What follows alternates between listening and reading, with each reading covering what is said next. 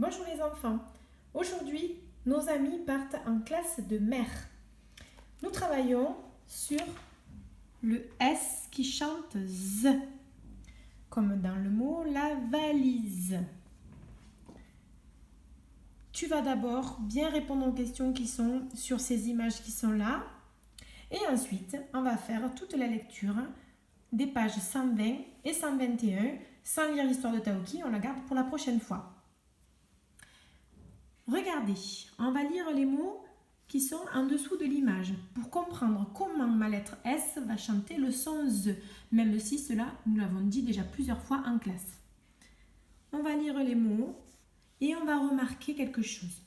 Une maison, une trousse, une cuisine, stop, un pansement, une rose, une tondeuse, une moustache.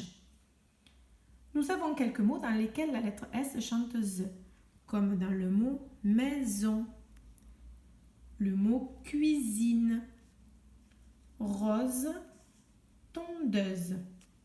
Si tu regardes bien, dans ces mots-là, tu as le S qui est coincé entre deux voyelles, une voyelle devant, une voyelle derrière. Je te rappelle que les voyelles, ce sont les lettres A, E, I, O, U, Y. Ici, c'est pareil. Mon S est entre deux I. Les I, ce sont des voyelles, donc il va chanter le son Z.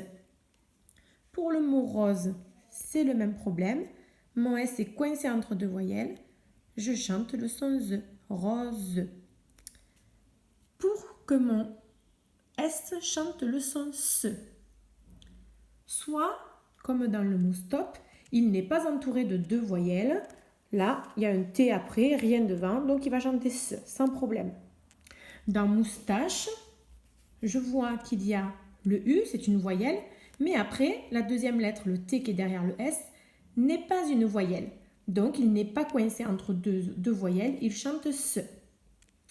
Pour le mot trousse, si je mets qu'un seul S, ça fait une trousse. Parce que devant, j'avais le U et après, j'avais le E. D'accord? Deux voyelles. Le U, c'est une voyelle, le E, c'est une voyelle. Donc, pour que mon mot trousse chante bien le son S, je devais mettre deux S. Je te fais une petite affiche. J'aimerais que cette affiche, tu la regardes bien pour t'expliquer ce qui fait le son S ou le son Z.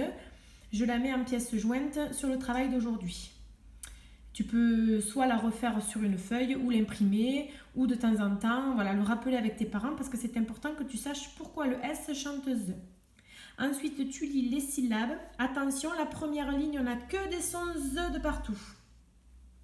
Et sur la deuxième ligne, on peut avoir du Z. Mais ici, par exemple, je vais lire as. Puisqu'il n'y a pas de voyelle derrière, mon S chante S. Ici, il y a une voyelle devant, une voyelle derrière. Je vais chanter Z. Donc, je lis bien comme il faut toutes mes voyelles.